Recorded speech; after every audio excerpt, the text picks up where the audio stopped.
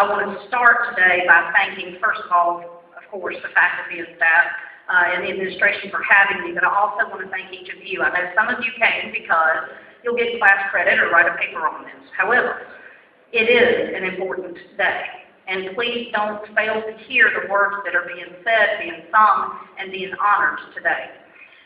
I'm honored to be here as your district attorney. Basically, I'm on the 28th Judicial Circuit. That's at Baldwin County. Other areas of the state, multiple counties, but we're so large that Baldwin County has its own judicial circuit. As part of my duties, and the primary duty, is you got to understand, how many cases do you think we have? We have thousands of criminal cases prosecuted by my office every year. Those cases, every single one of them, are entitled the state of Alabama versus a defendant. I really got a gist of the responsibility of my office when I realized that every criminal file in Baldwin County, Alabama now says that I am the attorney of record for the people of Baldwin County. Now I want you to think about what that means. My job, unlike a private attorney, is to represent not one person, not a group of people, but the interest of justice and the interest of the people of the state of Alabama. To do that, we, my staff and I, actually do what most people don't do. We live in a daily existence where the Constitution is a reality. It is not some document signed hundreds and hundreds of years ago. It is not something we just learned about in common law class in law school. It is something that we see every day, its impact on you all, not just on us, but on you, on your loved ones. If you're ever unlucky enough to have a person who is charged with a crime or the victim of a crime, the Constitution is the thing, the document, the basis, the framework which provides for the core principles of our justice system. And I actually want to thank you all again for inviting me to do this, because every time I give a speech, it makes me think about what I'm about to speak about. So I go through day-to-day existence, day in and day out. We work 70, 80 hours a week, and we don't think about how the Constitution is important. That's not something we think about. It's a reality for us. It's something you just take for granted, like brushing your teeth. It is something we do every day, but I have not for years thought about the importance, the greatness of this document and its Bill of Rights, its amendments. And because I had to come speak to you, I want to thank y'all, because it made me think about the greatness of this country and of our Constitution. And it is a greatness. Its words are great. The meaning behind those words are great. The timelessness of this document, written hundreds of years ago, which still stands for the core principles of all of us in this room, that's greatness. The symbolism of our Constitution is greatness. And y'all have to understand, it's something you don't think about on a regular basis, I'm sure, but these words and the Bill of Rights and what these folks wrote hundreds of years ago are what keeps you all safe. It is the shield, and has stood as the shield since the coming of this nation. It is the shield between its citizens and the encroachment on our fundamental rights by government. So throughout time, it has been our protector. It has been that shield. It has provided a framework not only for our rights, but how are all going to be created. How do we as the people consent to be governed? It is the words on this document, the Constitution, the Bill of Rights.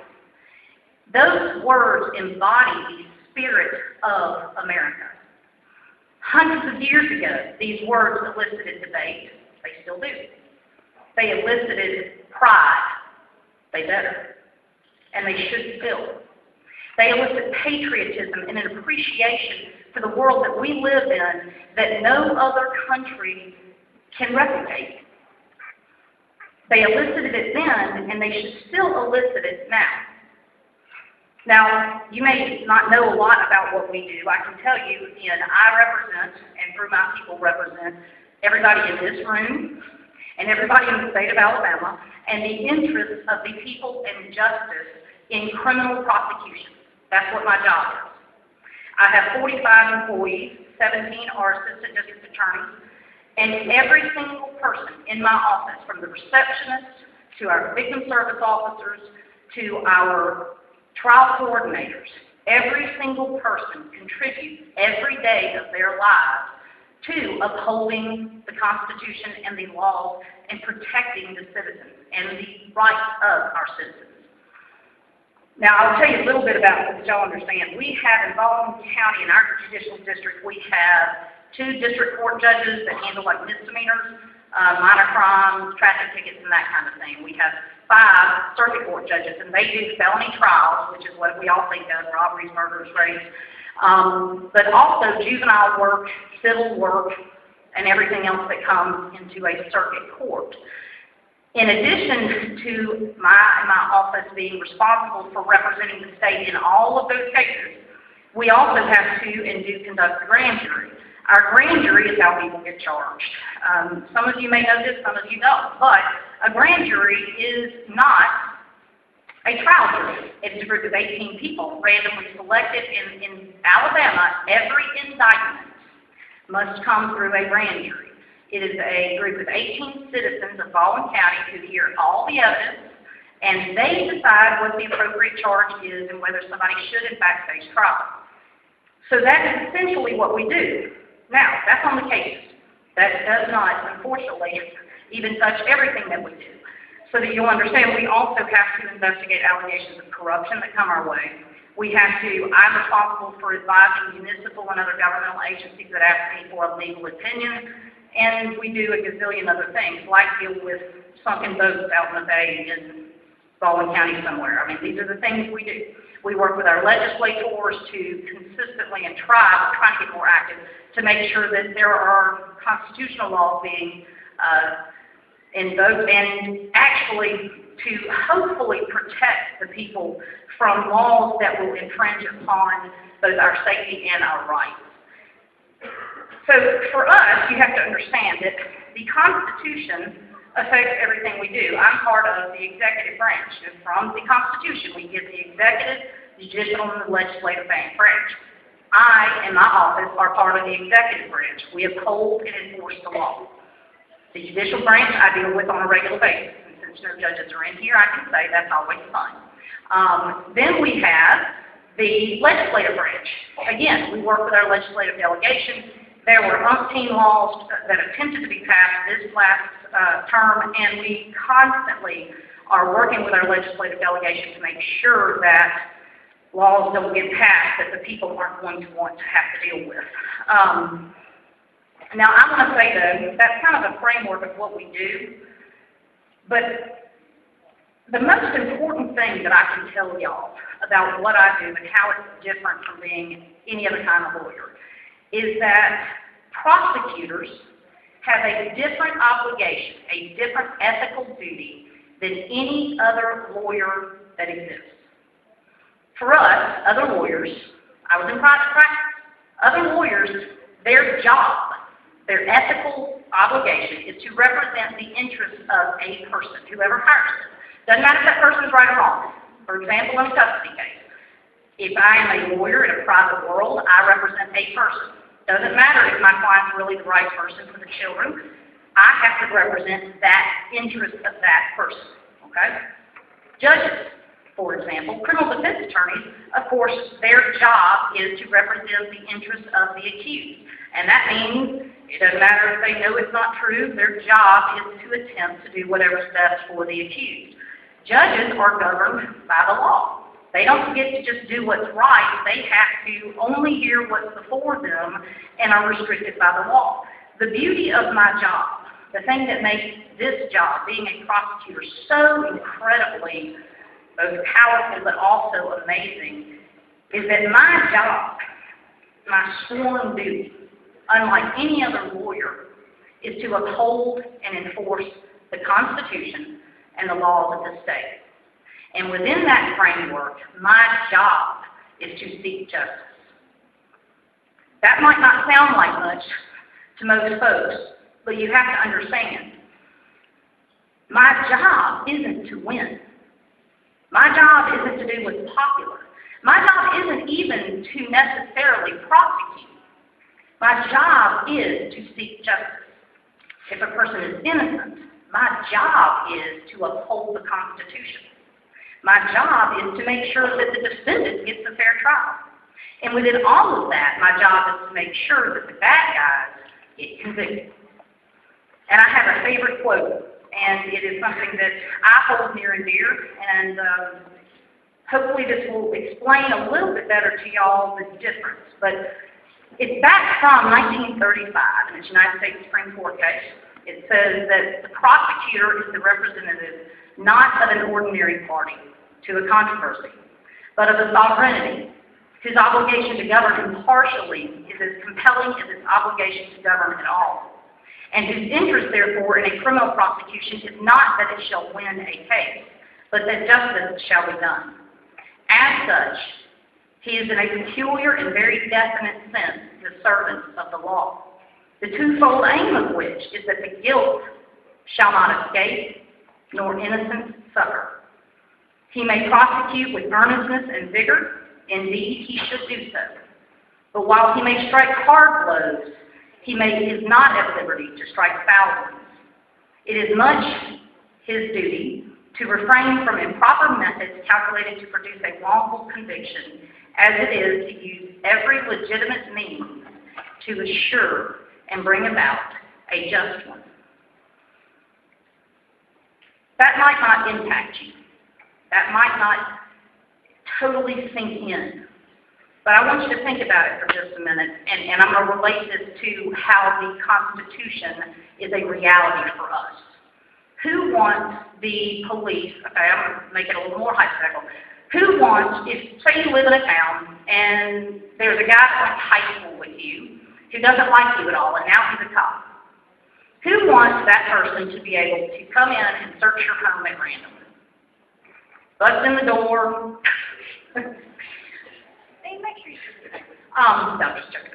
So seriously, we don't want that. We don't want law enforcement to be able to, for example, then let's not have a trial. Let's just take you straight to prison. Everything about our system, everything is the Constitution. Your right to a jury, your right to representation, your right to be free from unreasonable searches and seizures, your right to due process, all of which, everything that you think of as necessary to fairness and justice is based on the Constitution. It is our framework. So as I got ready today, I will say that I didn't know exactly how I was going to relate it to you all. And I will say this. If you have a loved one who is ever unfairly accused, you will bless our Constitution. You will pray that you have a district attorney who upholds the Constitution.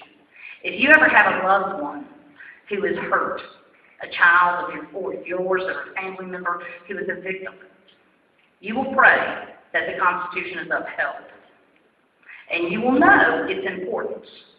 I hope for everybody in this room that that never happens. But understand, not only is our Constitution something that hangs on the walls that we should all be proud of, our Constitution affects you day to day.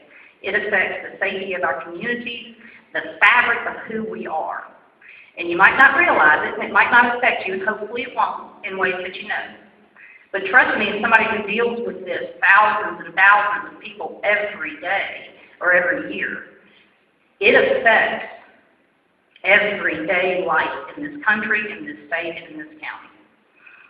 And so, I'm going to take questions about the Constitution or my office or whatever y'all want to ask about at any point in time.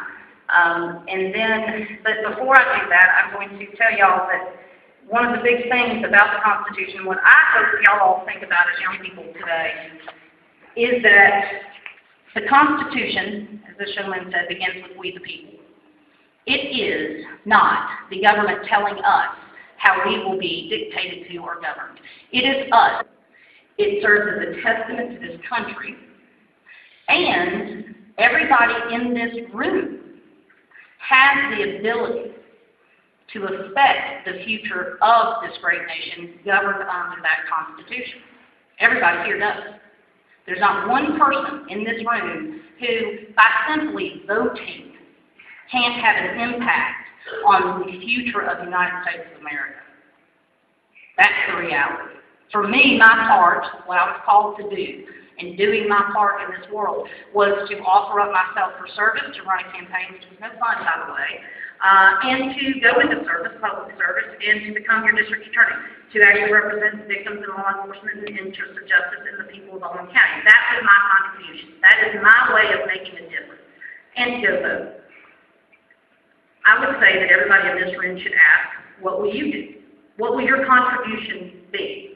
Whether you think about it now, whether you think about it in your car ride on the way home, sitting at your house watching TV, don't care. But somewhere at some point, please think about it.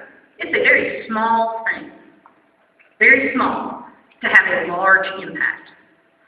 So just ask yourselves, what will you do? What will your part be? And in closing, I'm going to read you my very favorite quote of all time, because I think it is the epitome of the American spirit. It is not the critic who counts. It is not the man who points out how the strong man stumbles, or where the doer of deeds could have done them better. The credit belongs to the man who is in the arena, whose face is marred by dust and sweat and blood, who strives valiantly, who errs and comes up short time again and again. Because there is no effort without error and shortcoming.